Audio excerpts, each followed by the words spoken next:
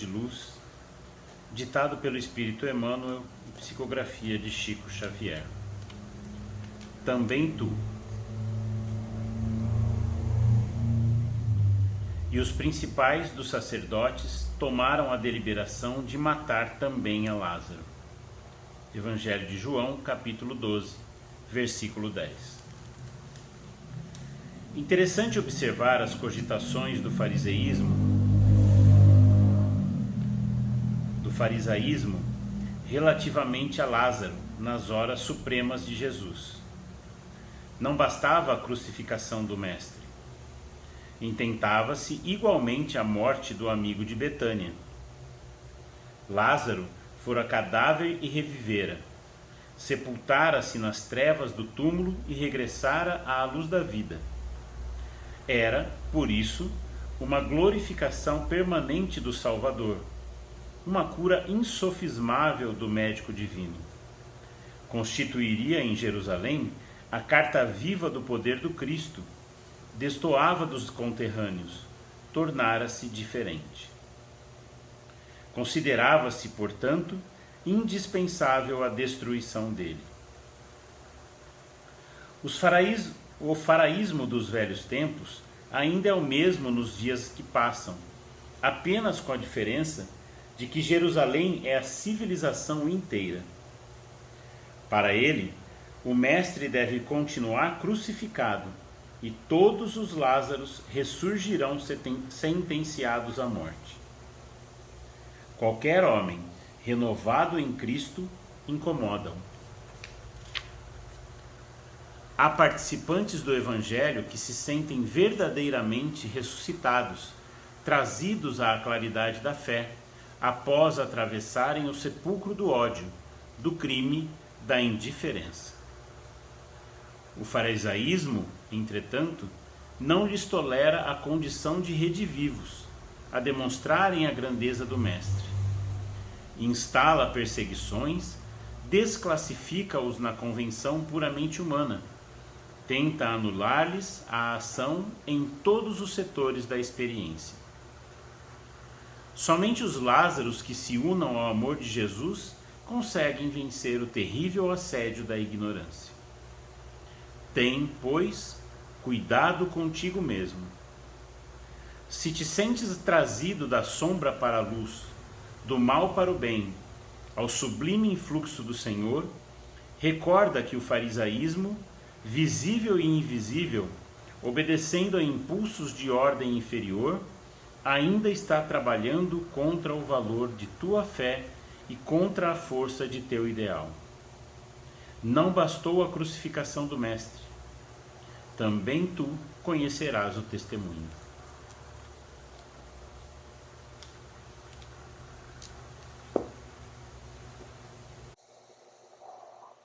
Amado Mestre Jesus,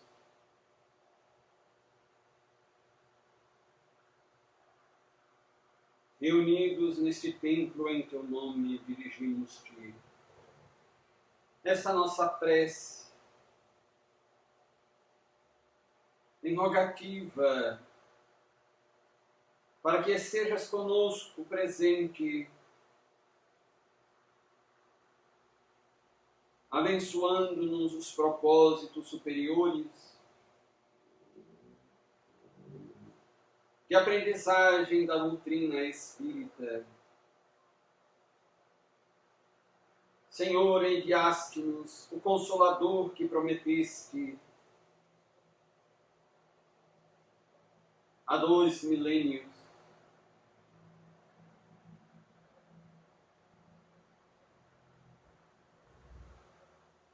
Ajuda-nos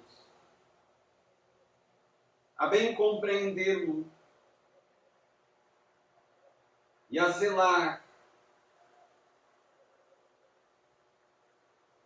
pelo seu conteúdo, não somente repetindo verbalmente as suas lições, mas, sobretudo, procurando vivê-las em todos os dias da nossa existência na Terra.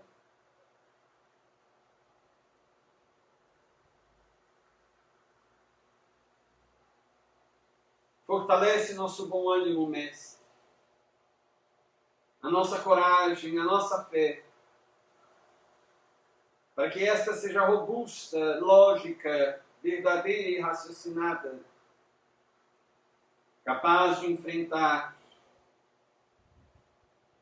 as investidas do farisaísmo odierno, serenamente, com a máxima confiança no porvir.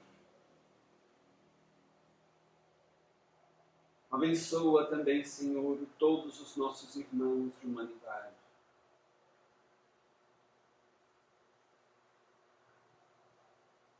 Estimula-os à busca da verdade e à prática do bem.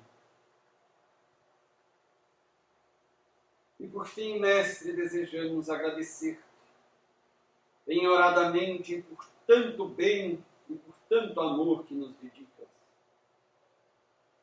Por permaneceres conosco todos os dias e todas as horas, pacientemente nos acompanhando nas experiências desafiadoras que atravessamos, para que um dia abortemos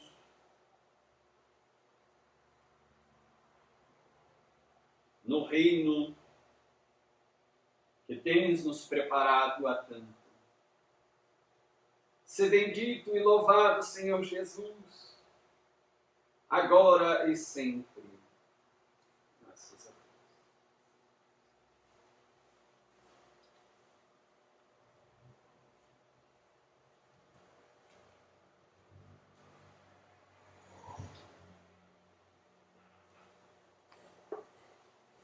Bom, vamos dar continuidade então aos nossos estudos do capítulo Os Arquivos da Alma. E hoje nós acompanharemos a sessão de regressão de memória de nosso irmão Agenor Penhalva. Nós já vimos que Camilo Castelo Branco, o autor do livro, e mais o seu grupo, que tinha já recebido a alta do departamento hospitalar e estava em excursão de aprendizagem na torre de vigilância, iriam passar pelos diversos departamentos para depois, já com maiores conhecimentos, mais ferramentas, poderem fazer a excursão para a crosta da Terra sem maiores riscos de prejuízos nesta experiência. E estavam acompanhando aquela área da prisão, onde permaneciam os prisioneiros, aqueles que, além de suicidas, também tinham cometido muitos crimes, inclusive obsidiado pessoas, e estavam ali detidos. E eles estavam acompanhando mais especificamente o caso de Agenor Penhalva, que era um dos terríveis prisioneiros daquele departamento prisional da torre, e que já estava ali detido na torre há 38 anos. Nós já verificamos as condições da prisão, que eram extraordinárias, nem parecendo realmente uma prisão.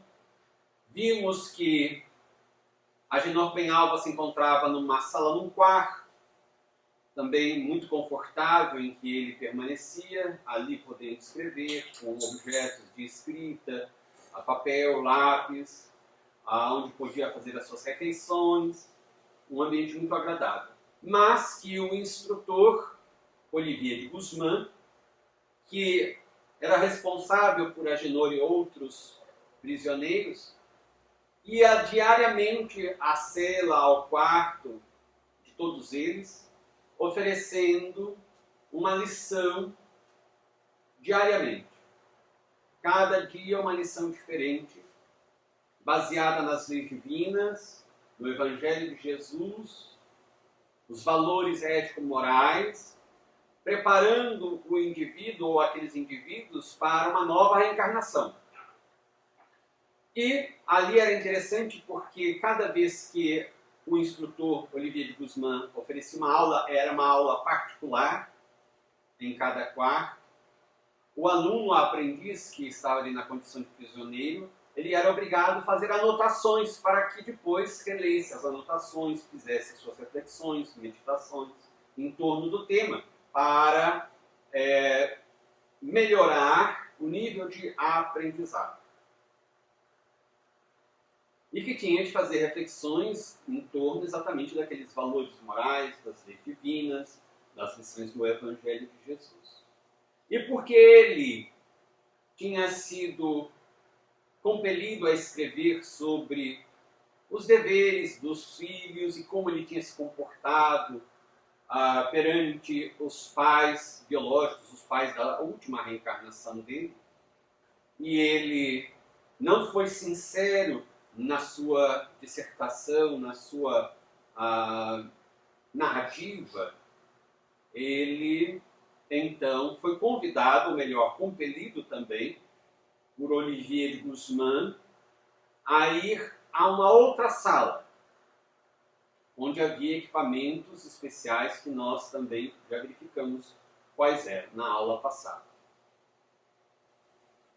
E então ali Olivier de Guzmán explicará a razão por que ele está ali naquele ambiente, naquela sala, e a que processo ele será submetido.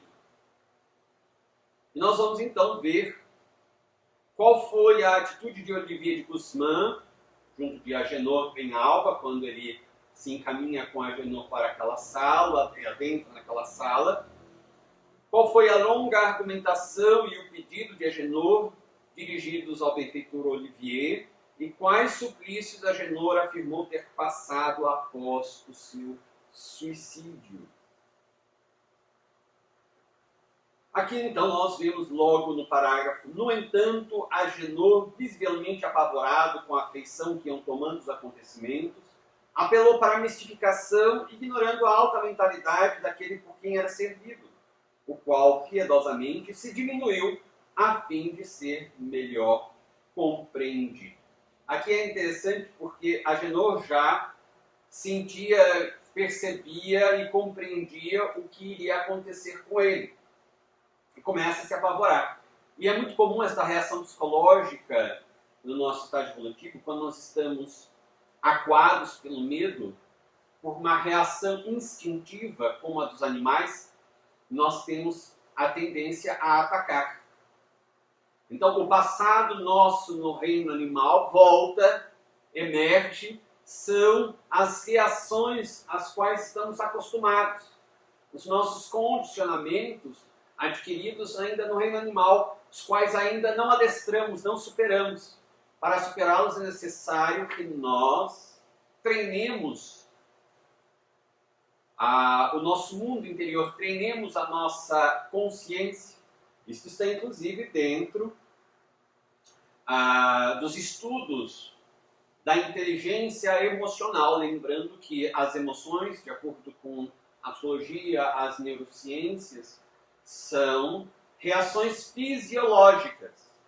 Nós temos o sentir, o sentimento, e temos as emoções, estas já estão dentro do campo fisiológico, são as reações fisiológicas desencadeadas pelo cérebro a partir de algum estímulo externo ou interno da nossa própria mente, do nosso próprio pensamento, do nosso próprio sentimento.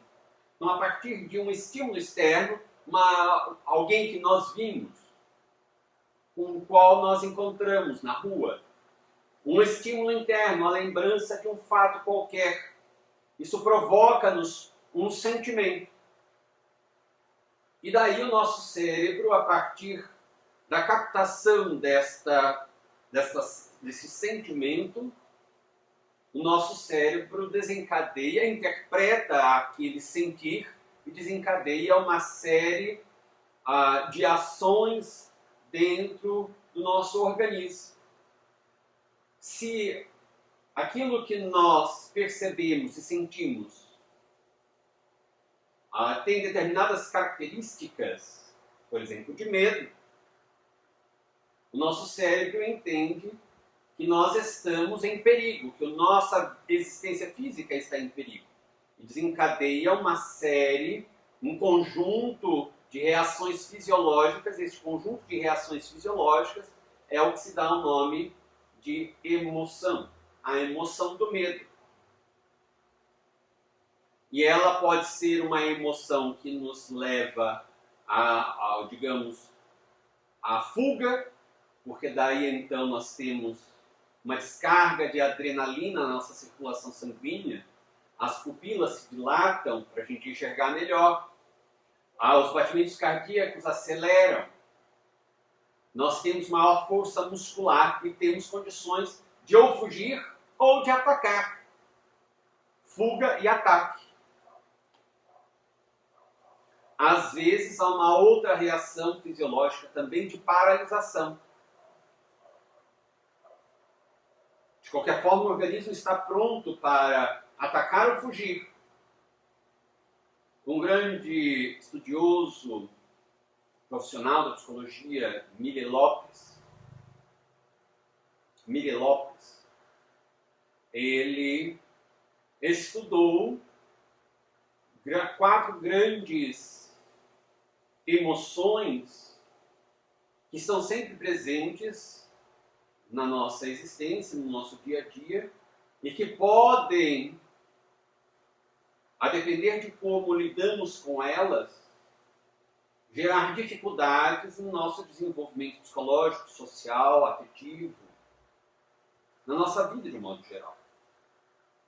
Ele escreve um livro, Os 4 Gigantes da Alma, e um desses gigantes da alma é exatamente o medo.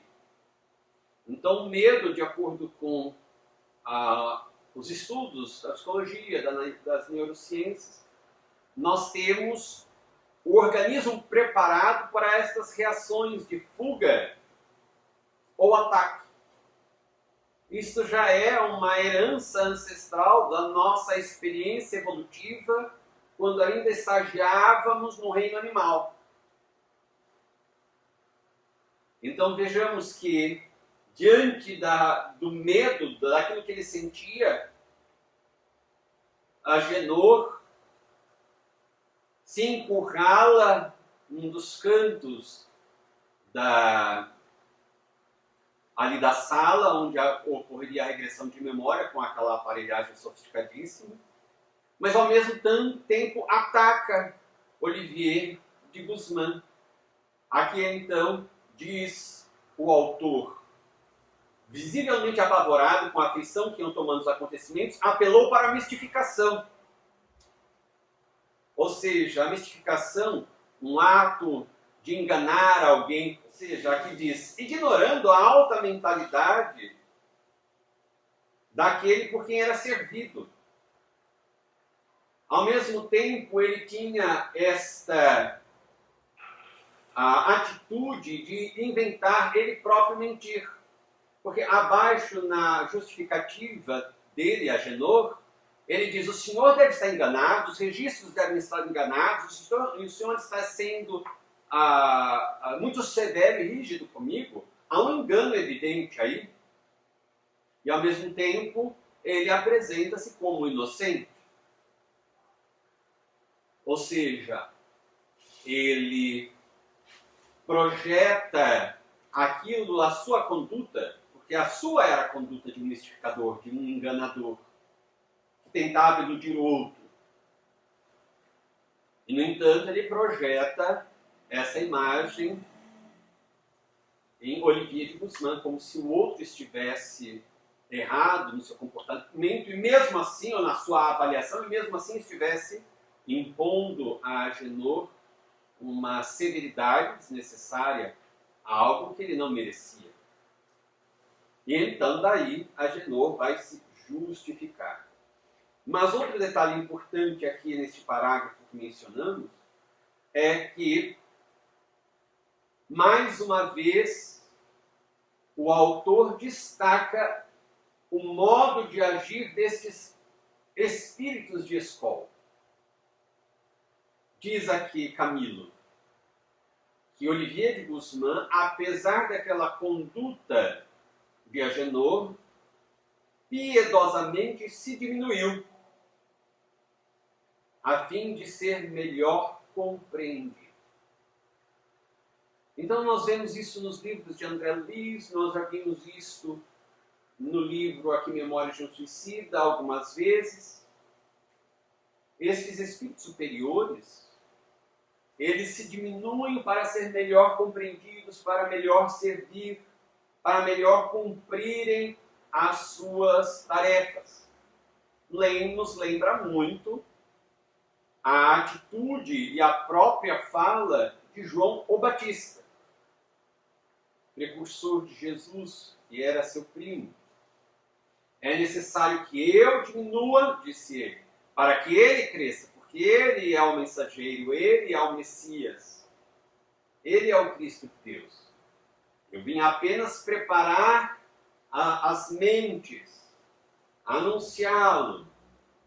Ele dizia: arrependei-vos, o reino de Deus está mais próximo. Dizia que o Messias já estava para vir. Então ele diz depois, agora que ele está já pronto para a tarefa dele, é necessário que eu diminua, eu desapareça e ele apareça. Então assim também, nós todos, conquanto estejamos muito distantes de termos as mesmas condições espirituais que estes benfeitores, mas é necessário que nós comecemos a aprender, se desejamos servir o Cristo, em qualquer trabalho, seja um trabalho social, um trabalho dentro de uma casa espírita, dentro de qualquer comunidade religiosa, é necessário que nós aprendamos a nos diminuir para que o trabalho cresça, para que ali Cristo cresça, realizando, coordenando toda a obra. E na sequência, então, Agenor começa a se justificar, a tentar iludir, ludibriar Olivier de Guzmán, imaginando que isso seria um recurso plausível, que seria possível iludir aquele espírito de escola que tinha, como muito bem diz aqui Camilo, a alta mentalidade, como se aquele benfeitor não conhecesse já os meandros da alma de Agenor Penhalva, ou seja, o seu passado, tudo, as suas dificuldades, os seus crimes. Ele diz assim: não fui mau filho para os meus pais, e mente. As anotações que ontem apresentei dessa particularidade de minha vida são verdadeiras. Juro-vos. Então ele perjura, ou seja, ele mente, né? Existe, por certo, algum engano no pormenor que vos levou a rejeitá-las. Engano e rigor excessivo para comigo. Então ele acusa aqui os dirigentes e, sobretudo, quem era o responsável dele, que era o próprio Olivier de Guzmán. Fazeis-me escrever as normas de um bom filho, de acordo com as leis do Senhor Deus Todo-Poderoso, que eu temo a respeito. Quereis que mais uma vez eu as estude para amanhã expor minhas recordações em torno de minha condição de filho, nas páginas do diário íntimo que sou forçado a criar, analisando-as em confronto com aquelas normas. Porém, se tenho certeza do que venho afirmando em torno de minhas recordações, para que tão exaustivo labor? Peço-vos antes encaminheis a quem de direito o meu rogo de libertação. Ele faz uma apelação aqui. Ele diz assim: olha, você está completamente enganado. Eu quero recorrer a quem manda em você, porque eu não confio em você não. Você está errando, está me punindo indevidamente. Eu quero recorrer a uma instância superior, como se estivesse em um tribunal. E daí ele diz assim: por que me fazem sofrer tanto? Como se ele não fosse o responsável pelos próprios sofrimentos. Não existe, pois, perdão e complacência na lei do bom Deus que eu tanto amo? Pois sou profundamente religioso e estou arrependido dos meus grandes pecados. Encontro-me aqui há tantos anos. E daí ele vai descrever o que aconteceu com ele depois da desencarnação pelo suicídio. Passei por infernais calabouços, nas mãos da horda malvada que me arrebatou após o suicídio para a sua banda. Porque ele tinha, depois de desencarnado por suicídio, se filiado, se vinculado a uma horda de espíritos obsessores. E ele vai justificar porque ele se aliou, se vinculou àquela horda, ele próprio mais tarde, depois se tornando um chefe de obsessores. Ele, de apenas membro de uma gangue de obsessores, ele passa a ser chefe de uma gangue. Ele diz, atormentado depois da desencarnação, vaguei por ilhas desertas antes de se submeter aos seus detestáveis desejos. Assim, ele diz, que ele diz, vaguei por ilhas desertas, depois ele diz que ele ficou no mar se debatendo entre rochedos. Enfrentei as fúrias tétricas do oceano abandonado e perdido sobre rochedos solitários. Durante 10 anos me vi acorrentado à cova imunda de um cemitério, onde sepultaram meu corpo asqueroso, enlameado e fétido, o qual ele tinha também maculado pelo punhal ou uma espada, segundo a observação de Camilo, que a gente viu na aula passada. Diz que havia um ferimento que sempre jorrava sangue. Depois da desencarnação, ainda ele cai, ele passa por esse padecimento de permanecer no mar, sendo o corpo jogado entre os rochedos. Ele consegue vagar por ilhas desertas. É interessante porque não estavam tão desertas assim, as pessoas que gostam de visitar ilhas desertas, nem sempre estão desertas essas ilhas, né? Aqui havia a presença de um suicida e de uma qualidade muito inferior. Então ele diz que durante 10 anos se viu acorrentado à cova imunda de um cemitério. Então, depois de desencarnar, de ficar se debatendo no mar entre rochedos, de vagar por ilhas, aí depois ele foi aprisionado, a permanecer também junto do próprio corpo, depois foi aprisionado em outro jazigo, que a gente vai ver logo mais. Durante 10 anos me vi acorrentado à cova imunda de um cemitério, onde sepultaram meu corpo asqueroso, enlameado e fétido.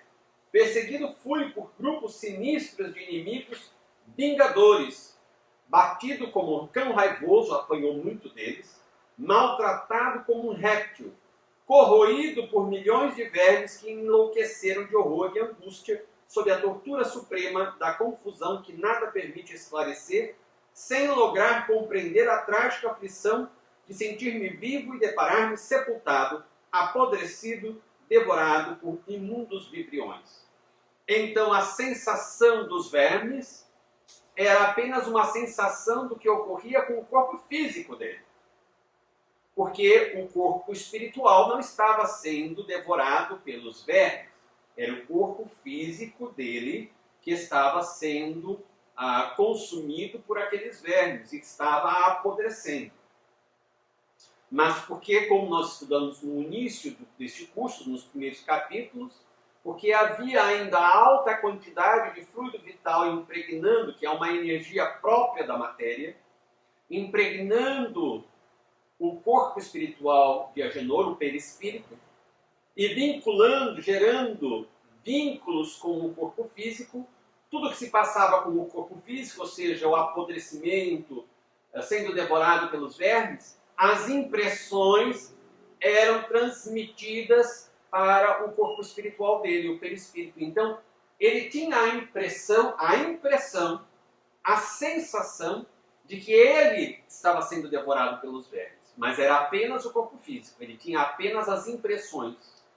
A realidade estava no corpo físico, ou seja, os vermes estavam comendo o corpo físico, ele tinha só as impressões, as sensações.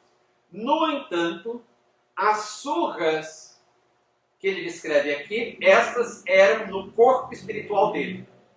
Porque eram outros espíritos também já desencarnados, que tinham os seus corpos espirituais, os perispíritos, que seguravam Agenor, como aqui nós seguramos uns aos outros, Nós utilizamos o nosso corpo físico e seguramos o corpo físico do outro.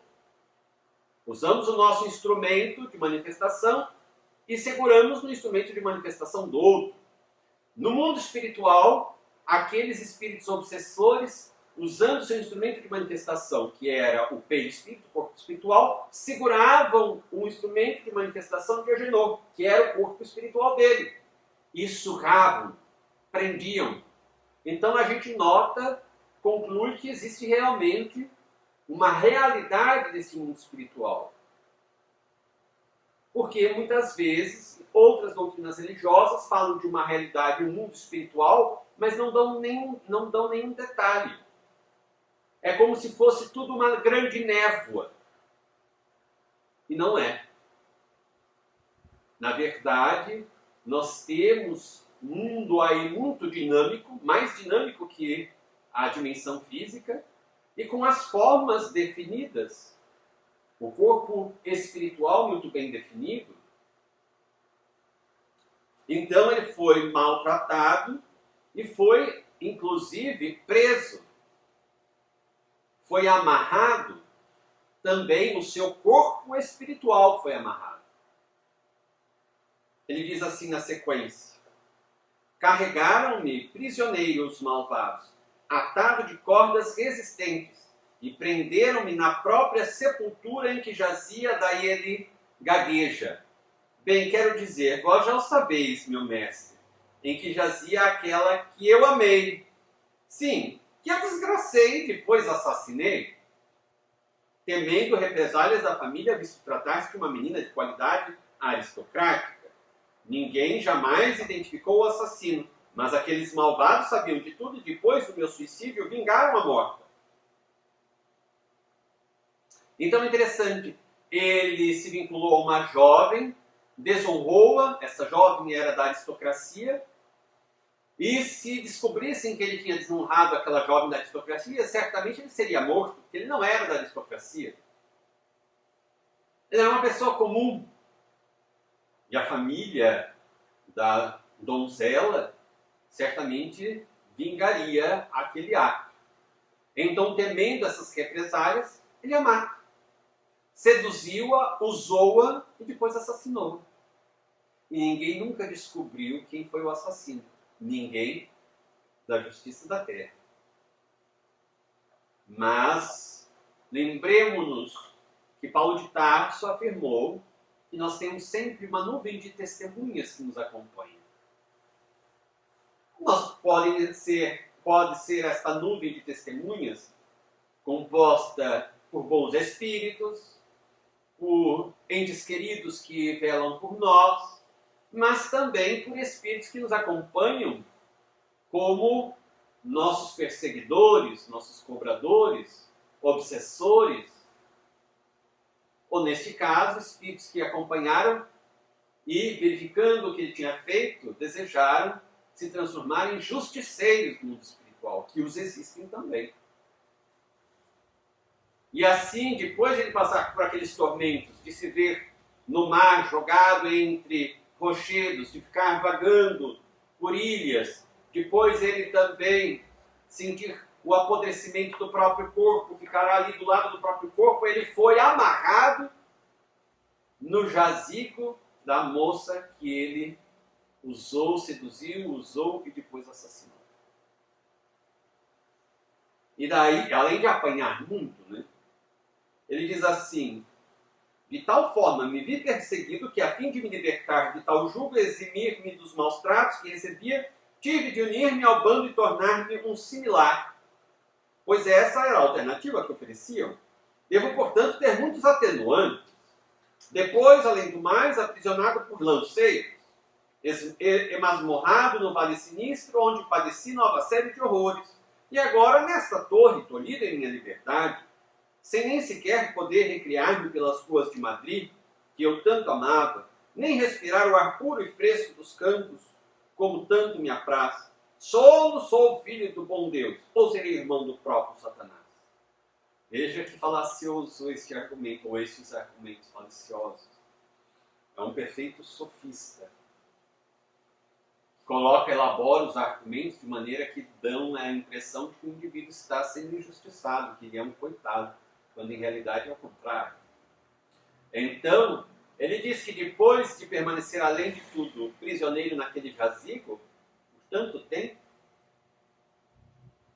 a única forma que ele encontrou de se libertar dali, ou de ser libertado, foi aceitando se tornar um membro da gangue dos obsessores, fazer serviços, prestar serviços sujos. Isso lembra muito a forma, a dinâmica de atuação das gangues aqui na Terra e também das quadrilhas e, inclusive, dessas comunidades de tráfico de drogas, das máfias. Então, nós aliviamos para você desde que você passe a nos prestar serviço. Só que o indivíduo fica vinculado a eles. De maneira que nós concluímos,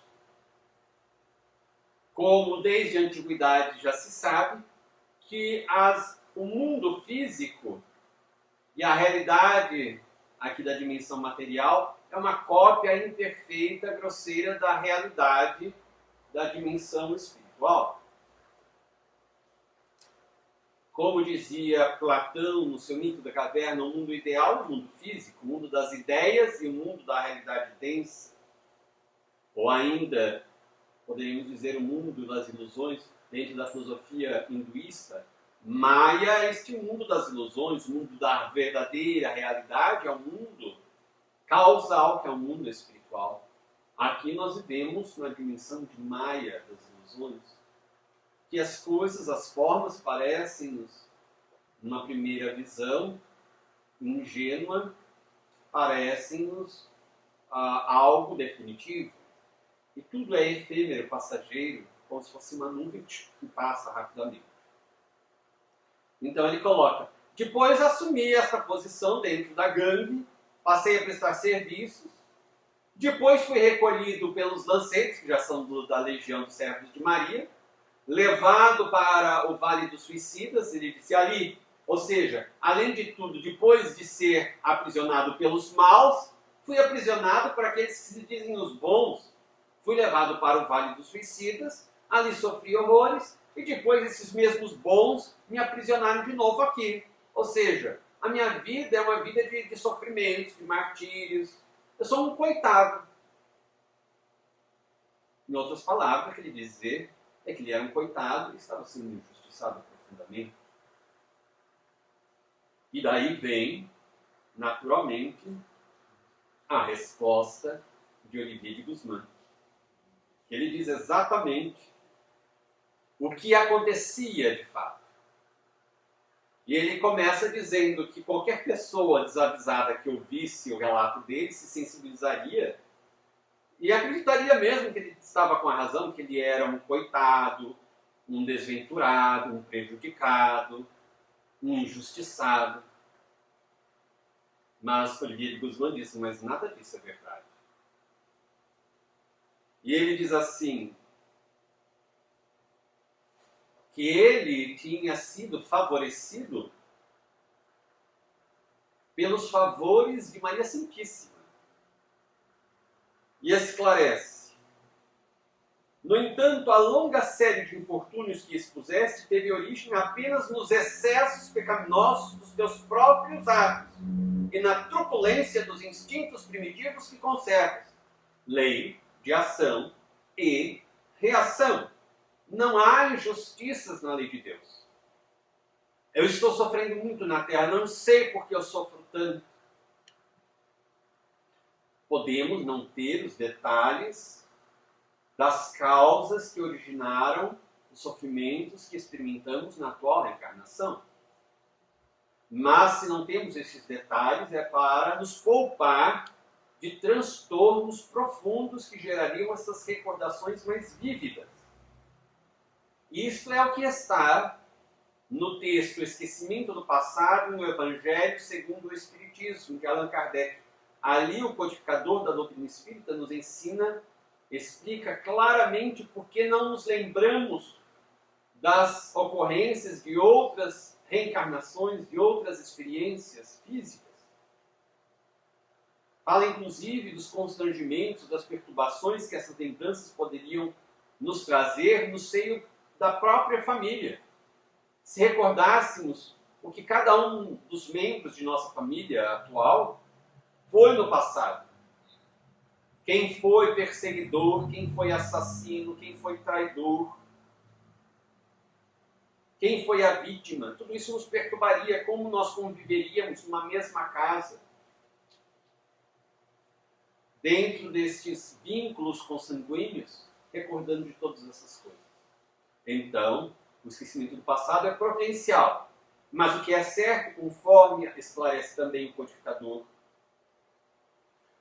também o Evangelho segundo o Espiritismo, é que existe uma justiça divina, uma justiça universal, e tendo sido ela criada por Deus, que é perfeito em todas as suas qualidades, em todos os seus atributos, e infinito nesses atributos perfeitos, a sua justiça também é perfeita, não erra.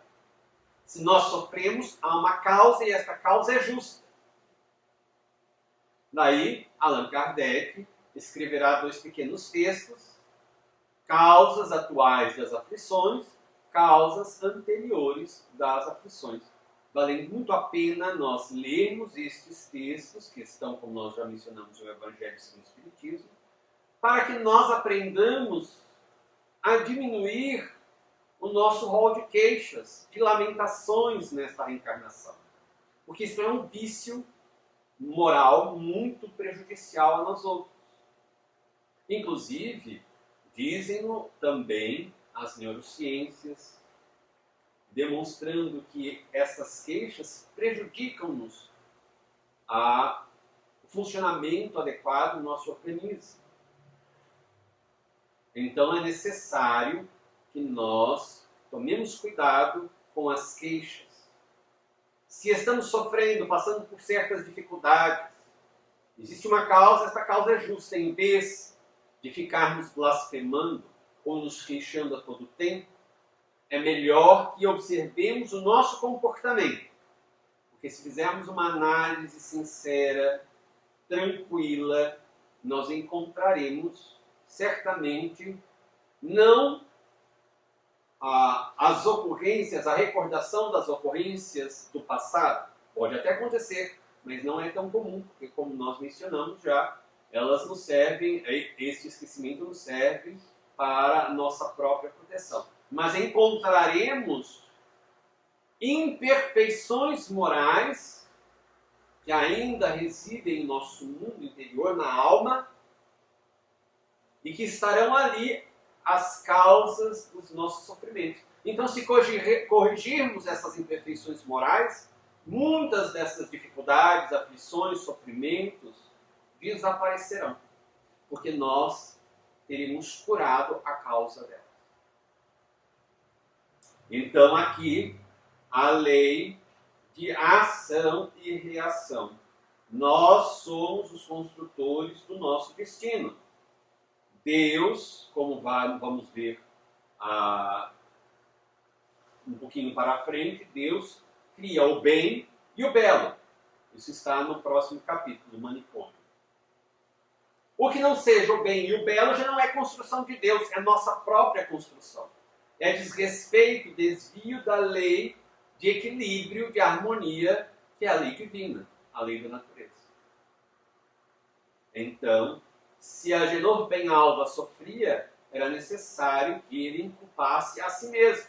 E ele está, por causa dessa resistência em aceitar isso, essa resistência em aceitar a verdade, esta fuga deliberada e persistente da realidade e da verdade, escamoteando a verdade, é que ele está sendo confrontado agora com a verdade e a realidade.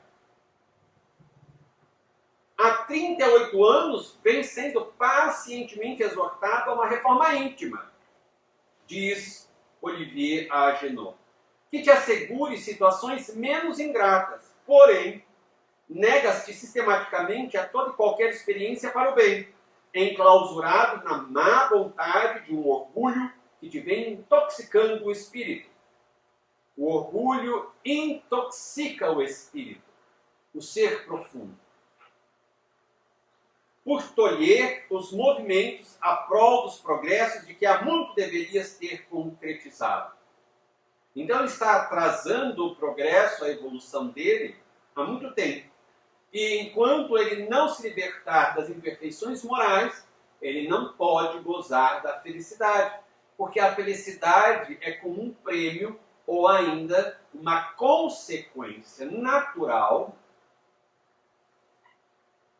de nós termos conseguido nos desvencilhar, nos purificar das imperfeições morais.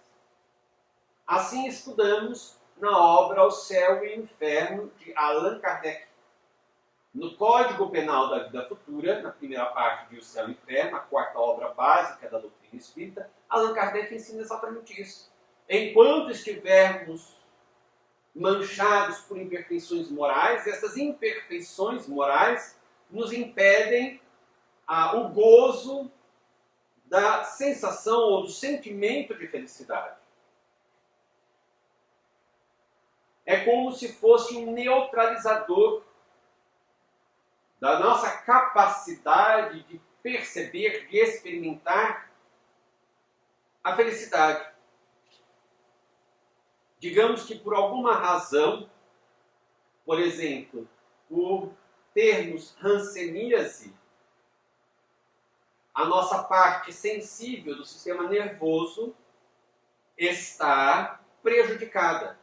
Então, um indivíduo que teria o sistema nervoso funcionando adequadamente, as ramificações nervosas, encostasse em uma panela muito quente, retiraria logo a mão, porque sentiria a sensação de queimadura. Mas o indivíduo com hanseníase, porque tem aquela sensibilidade prejudicada, nem percebe.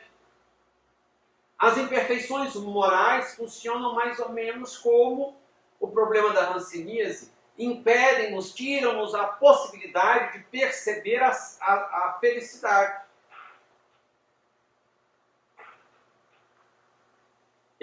Enquanto nós não nos eliminarmos de nós mesmos as imperfeições morais, persistirá em nós essa deficiência de percepção da felicidade.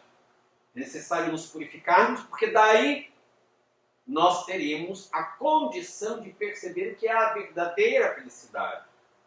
É claro que quanto menos imperfeições tivermos, também gradativamente esta limitação da percepção da felicidade vai diminuindo. Então, quanto mais estivermos purificados, mais começaremos a sentir a felicidade real. E a sentiremos em plenitude quando estivermos desprovidos, completamente purificados das imperfeições morais. Se estamos ainda repletos de imperfeições morais, aquilo que nós sentimos não é exatamente a verdadeira felicidade. Talvez se já conseguimos caminhar um tanto e já eliminar uma parte das nossas imperfeições, já conseguimos sentir algo muito vago do que seja a felicidade real.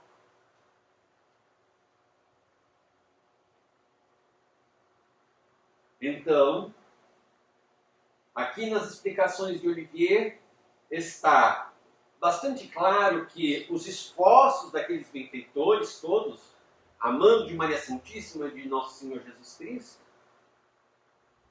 era exatamente para que Agenor Penhalva pudesse acelerar este processo, para que futuramente começasse a ter, pelo menos, eliminadas várias imperfeições de si mesmo, alguma leve percepção do que seja a real felicidade. Para depois ter percepções um pouco mais intensas e um dia chegar a ter a plena percepção, experimentar plenamente a felicidade real. E ele continua aqui. Grande complacência há se desenvolvido aqui em torno de ti, apesar de não a reconheceres. Bem sabes que tua retenção em nosso círculo de vigilância equivale à proteção contra o julgo obsessor da falange que chefiavas, assim como não ignoras que de ti depende a obtenção da liberdade que tanto almejas. Ou seja, ele chefiava uma gangue de espíritos obsessores, mas se estivesse fora daquele ambiente protegido, certamente seria aprisionado pelos aqueles que eram antes chefiados por ele. Porque certamente ele saiu, ficou distante, perdeu o posto dele, havia um outro membro, chefe daquela gangue, e era bem possível que ele tivesse sido considerado traidor. Nessa condição, se ele fosse pego pela gangue que antes ele chefiava, certamente seria aprisionado também. Então, permanecendo ali, ele estava protegido também. Tesouros espirituais diariamente te oferecemos, desejosos que somos de ver-te enriquecido com a aquisição das luzes que dele se irradiam. Hóspede da Legião de Maria, foste por ela recomendado à direção deste instituto, no sentido de não consertarmos tua volta ao círculo carnal, à reencarnação, sem que positivasses grau de progresso eficiente para o bom êxito dos futuros testemunhos terrenos, que serão duros, dada a gravidade dos teus débitos no conceito da lei.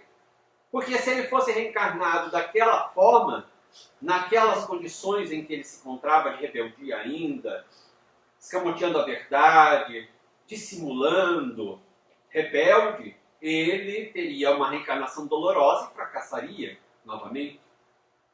E só aumentaria os seus próprios débitos. Então Maria Santíssima determinou que ele deveria se reencarnar logo, mas que, logo já nesta data, ele já fazia 38 anos que estava ali, mas que ele fosse preparado devidamente para que tivesse chances de vencer naquela reencarnação dura que enfrentaria. E ele diz aqui ainda na explicação Olivier de Guzmán: diariamente são expostos ao teu exame os motivos porque tua liberdade foi tolhida. Então ele não estava ignorando, ele sabia muito bem porque ele estava preso e sofrendo tudo aquilo. Se no mundo físico nós temos o esquecimento do passado, porque isso é importante para a nossa preservação e as experiências que havemos de passar na vida física, no mundo espiritual é um momento de avaliação dos ganhos, das perdas, dos acertos e dos erros. Então, diariamente ele estava sendo orientado no estudo das próprias defecções, dos erros e dos acertos da última reencarnação. Sabia muito bem, ou seja, essa tendência a insistirmos nos nossos erros, mentindo inclusive. Mentindo para nós mesmos. E, inclusive, a psicologia estuda isso. Há pessoas que vão mentindo. Chega um momento que elas elaboram tanto, geram uma idioplastia tão forte a respeito daquela mentira que criaram, que ela está impregnada daquela idioplastia, ela passa a acreditar que aquilo é a realidade. E ela já passa a não mais conseguir distinguir o que seja a realidade do que seja a mentira que ela própria criou. Sabes que arrastaste ao sorvedor do suicídio uma dezena de homens incautos, ou seja, desprevenidos, distraídos. Ele levou, induzindo ao suicídio 10 pessoas, gerando processos obsessivos. 10 pessoas. Se deixaram embair ou seduzir pelas funestas sugestões das tuas manhas de obsessor inteligente, desgraçando-os pelo simples prazer de praticar o mal ou por invejá-los de algum modo.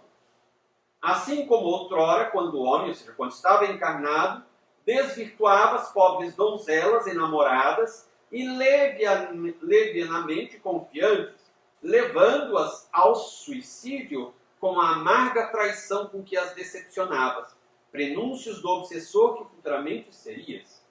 Então, depois de desencarnado, ele obsidiou várias pessoas e conseguiu levar ao suicídio 10 homens por divertimento ou por invejas desses homens, da posição dessas pessoas. Né? Homens são pessoas. Mas antes de desencarnar, ainda quando estava reencarnado, ele seduzia moças, donzelas, aproveitava-se delas, aquela especificamente ele assassinou, mas tantas outras ele aproveitava-se delas, elas passavam a não mais ser donzelas, ficavam marcadas socialmente, e uma moça que não era casada e já não era mais donzela, era como se fosse uma leprosa na sociedade. Era escorraçada pela própria família, caía certamente na prostituição e depois ia definhando e rolando a ladeira abaixo da moralidade, enfim. Ele então as seduzia, ele as usava e depois as traía e desprezava, descartava. Elas, impactadas pela traição e sendo descartadas, enlouqueciam, sabiam quais seriam as consequências na sociedade, na vida familiar, não suportariam aquelas consequências e se suicidavam. Ou seja, havia um grande peso também aí, porque a responsabilidade pelo suicídio daquelas moças, donzelas, agora estava também na contabilidade dele. Induziu ao suicídio aquelas moças.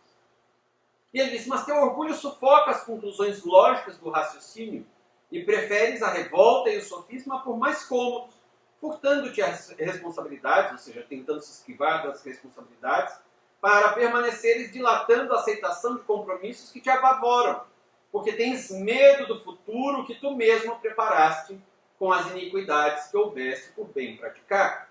Agora estava apavorado com as consequências dos seus crimes e, sobretudo, das reencarnações que teria de enfrentar para se recuperar de todos aqueles desequilíbrios, para pagar as suas dívidas.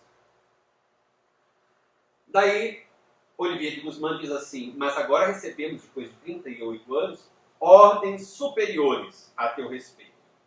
Ele diz, como o Agenor vinha resistindo àquele auto-enfrentamento, ao auto-conhecimento, para se preparar devidamente uma nova reencarnação, ele seria agora forçado, pelo processo que nós vamos ver em seguida, a ver ali projetado no telão o seu passado. Ali um verdadeiro confronto, ele estaria de frente para a sua realidade, como se estivesse vivendo aquela realidade naquele exato momento. Existem ordens superiores a teu respeito. Urge, apressemos tua marcha para o progresso. A lei divina é assim, ela aguarda bastante tempo, mas se nós insistimos na permanência naquele estágio evolutivo, não damos um impulso para o nosso progresso, ela nos permite permanecer estacionados no progresso por um certo tempo, limitado. Depois, ela vem e nos dá um empurrão para seguirmos adiante. O que nos indica que o livre-arbítrio existe sim, mas não é ilimitado.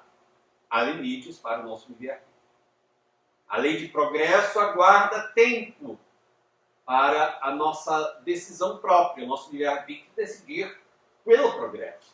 Se nós estacionamos e ficamos recalcitrantes, a lei aguarda um determinado tempo. E depois nos impõe. Urge, apressemos tua marcha para o progresso, forrando-te da permanência indefinida no círculo vicioso que te prolonga os sofrimentos. Para que ponhamos fim a tão lamentável estado de coisas, faremos a experiência suprema. Quiséramos evitá-la, porque é dolorosa, concedendo-te prazo mais que justo, por ti mesmo procurares o caminho da reabilitação.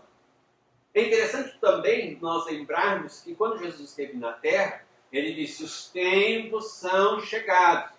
Apresentou-nos, com antecedência de 2 milênios, o sermão profético, pais matando filhos, filhos matando pais, irmãos contra irmãos, entregando uns aos outros, a calamidade social, os horrores de toda ordem, 2 milênios de antecedência.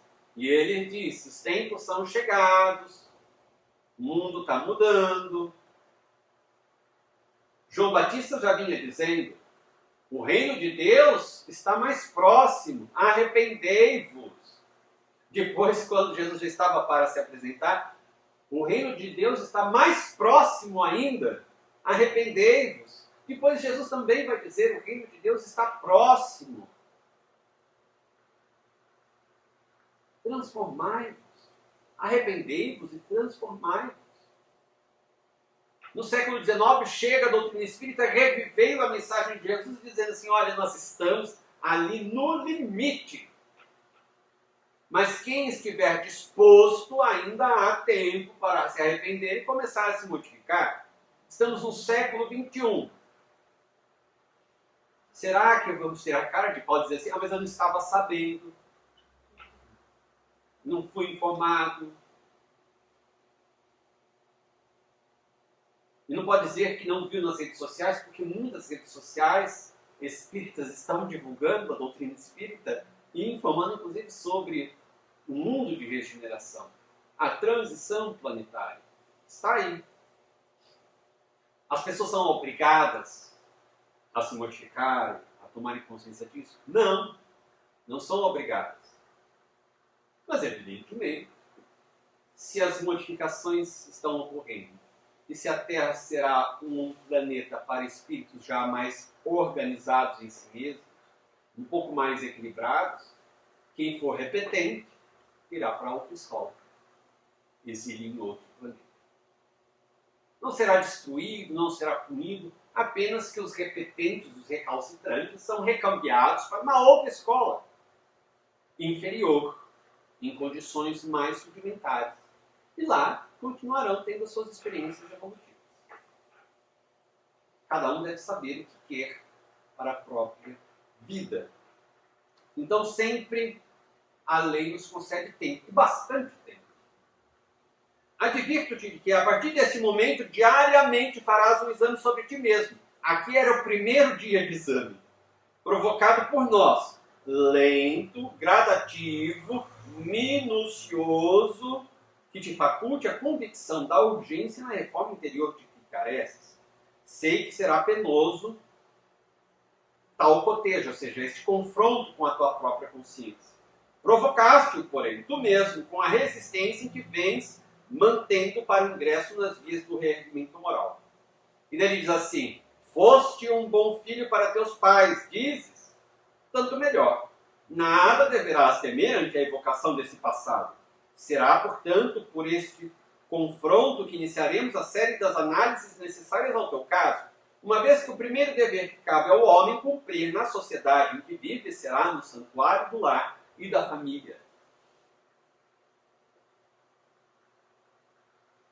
Imaginando que uma possibilidade de muitos jovens e até mesmo crianças lerem este livro, ouvirem este comentário de alguma forma, porque também jovens e crianças nada mais são do que espíritos muito antigos, novamente reencarnados, vestindo corpos que estão na fase biológica da infância, na fase biológica da juventude, e ouvindo estes dizeres de Olivier de Guzmán, será que seriam também capazes de manter a tranquilidade e a serenidade, porque estão honrando pai e mãe, ou será que tremeriam também nas pernas?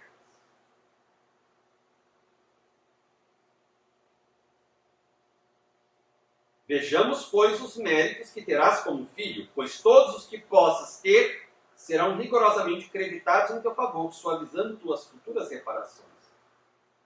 E Agenor apavorou-se. Agenor bem alta, senta-te à frente deste espelho, sob o manto paleo-magnético, o telão, que irá fotografar teus pensamentos e recordações. Volta tuas atenções para a época dos teus 5 anos de idade, na última existência que tiveste na Terra. Rememora todos os atos que praticaste em torno de teus pais, de tua mãe em particular.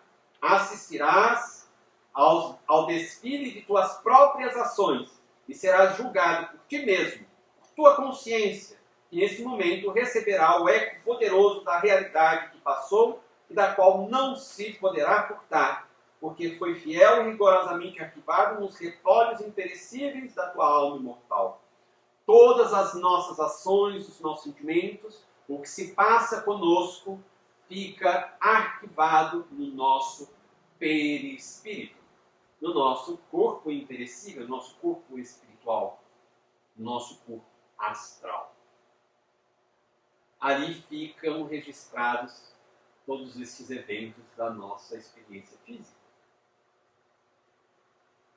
Então, aquela maquinaria, aquela grande máquina, ela iria ativar essas recordações, esses registros, para que viesse à tona, ao nível da consciência de Agenor, e fossem projetados naquela grande tela, e ele não apenas visse as cenas, mas sentisse como se ele estivesse naquela realidade, digamos uma realidade virtual, com óculos de realidade virtual, ele estaria novamente naquela realidade do passado, vivendo tudo aquilo novamente como se estivesse vivendo naquele exato instante.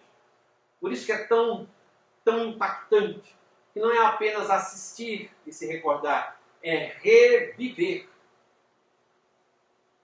E daí então, diz aqui Camilo, como todo espírito grandemente culpado, no momento preciso Agenor quis tentar a evasão.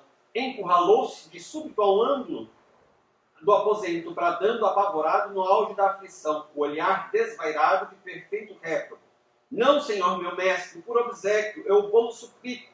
Deixa-me regressar ao meu aposento ainda esta vez, para novo preparo.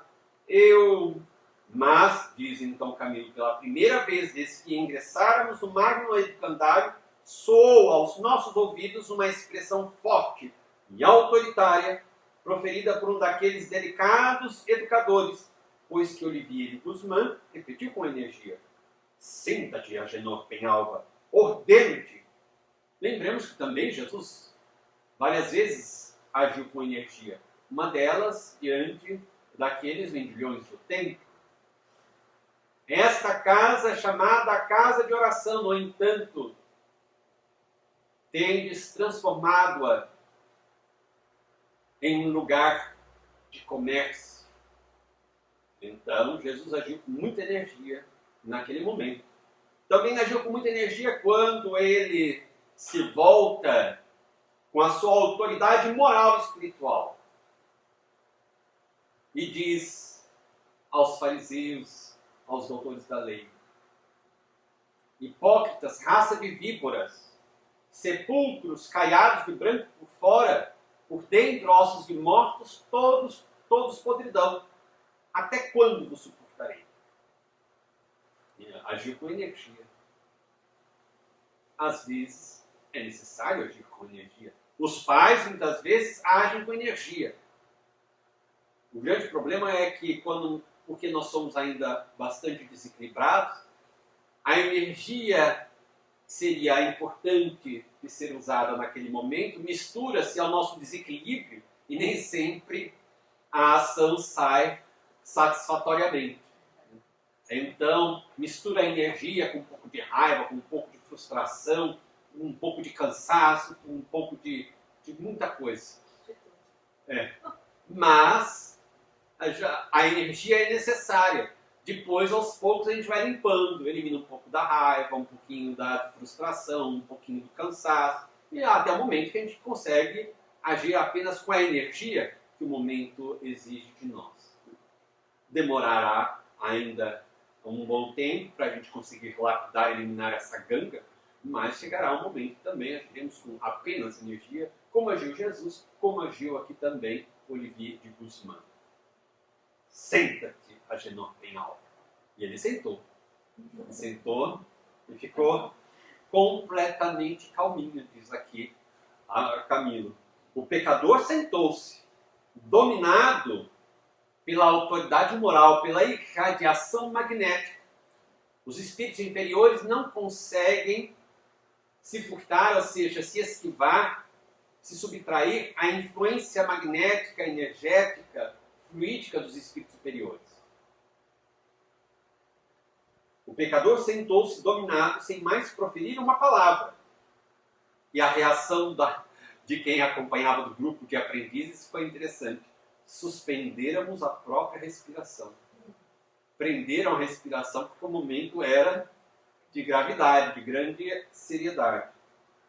O silêncio estendera-se religiosamente. Dir-se-ia que a venerável cerimônia recebia as bênçãos da assistência sacrossanta do divino médico das almas, ou seja, de Jesus, que desejaria presidir ao cotejo, ao confronto da consciência de mais um filho pródigo prestes a se encaminhar para os braços perdoadores do pai. Agenor parecia muito calmo agora. Olivier, cujo semblante se tornara profundamente grave, como se concentrasse as forças mentais à mais alta tensão, acomodou-o convenientemente na cadeira, envolvendo-lhe a cabeça, a fronte, numa faixa de tecitura luminosa. Uma faixa, como se fosse um pano luminoso em volta da cabeça. Aqui pegando a testa, em volta da cabeça. Cuja alvura desse pano, dessa tessitura, transcendente, denunciava como originando-se da própria luz solar. Então era um tipo de um tecido luminoso composto de energias solares. A faixa, no entanto, que lembraria uma grinalda, prendia-se ao pálio, ao manto, que cobria a cadeira por fios luminosos, quase imperceptíveis, de natureza idêntica, também de energias do Sol, o que nos levou a deduzir ser o pálio o motor principal desse mecanismo, tão simples quanto magnífico na sua finalidade. A tela, por sua vez, igualmente ligava-se ao pálio por múltiplas estrias oscilantes, parecendo harmonizada no mesmo elemento de luz solar. Então, numa espécie de faixa luminosa, como se fosse uma grinalda descendo, este manto revestindo a cadeira e depois sendo ligado à tela por fios luminosos. A voz do mentor, porém autoritária, envolvida, não obstante, em intraduzíveis vibrações de ternura. A voz do mentor elevou-se, porém autoritária. Contas, ele então induzindo a recordação magneticamente, fazendo com que Agenor retornasse no tempo e aquelas memórias, aqueles registros do perispírito emergissem, viessem à tona, por um movimento forçado, induzido pela força psíquica, pelo magnetismo de Olivier de Guzmán. Então, quando ele está falando autoritariamente, lembramos que acabamos de ler aqui que ele estava concentrado, as suas forças mentais concentradas à mais alta tensão. Então ele induz toda a sua força magnética para que aqueles registros fossem despertados e viessem à consciência de Agenor. Contas 5 anos de idade Agenor Penhalva e resides no solar paterno nos arredores de Málaga, Espanha. És o único filho varão de um consórcio, um casamento feliz e honrado. E teus pais sonham preparar-te um futuro destacado e brilhante. São profundamente religiosos e praticam nobres virtudes envolta de mistura com as ações diárias, acariciando o ideal de consagrarem a Deus, fazendo-te envergar a alva sacerdotal. Ou seja, que ele se tornasse um sacerdote, um padre. Acorda dos refólios da alma tuas ações como filho em torno de teus pais, de tua mãe particularmente. Faze-o sem vacilar. Estás em presença do Criador Todo-Poderoso, que te forneceu a consciência como porta-voz de suas leis. Começa a ficar muito mais claro para a gente esta presença de Deus em nós, quando Jesus nos dizia: Deus está em vós, está dentro de vós. A lei de Deus está na nossa consciência gravada, disseram os Espíritos Allan Kardec, respondendo à pergunta de número 621, que está em O Livro dos Espíritos, a primeira obra básica da doutrina espírita. A lei divina, a lei de Deus está na nossa consciência. Deus está em vós. Agora que ele mergulha no fundo da própria consciência, onde está a lei divina, Olivier diz assim: estás na presença do Todo-Poderoso.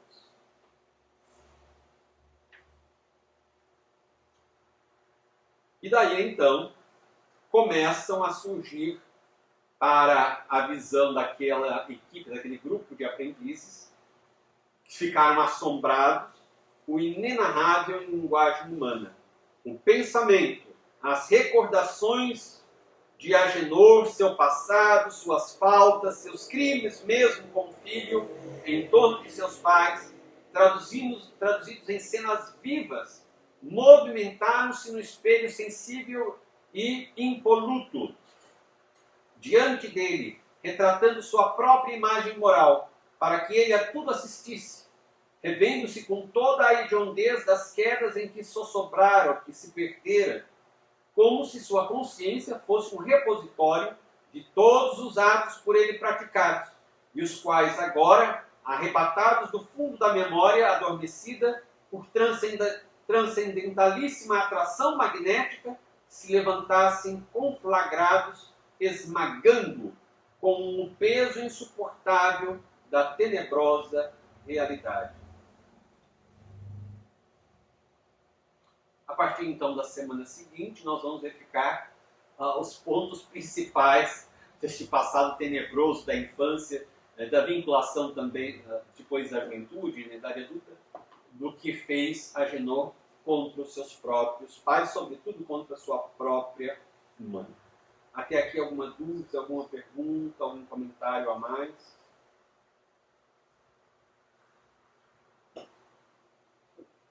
Então passaremos para a parte das nossas preces em favor do nosso irmão.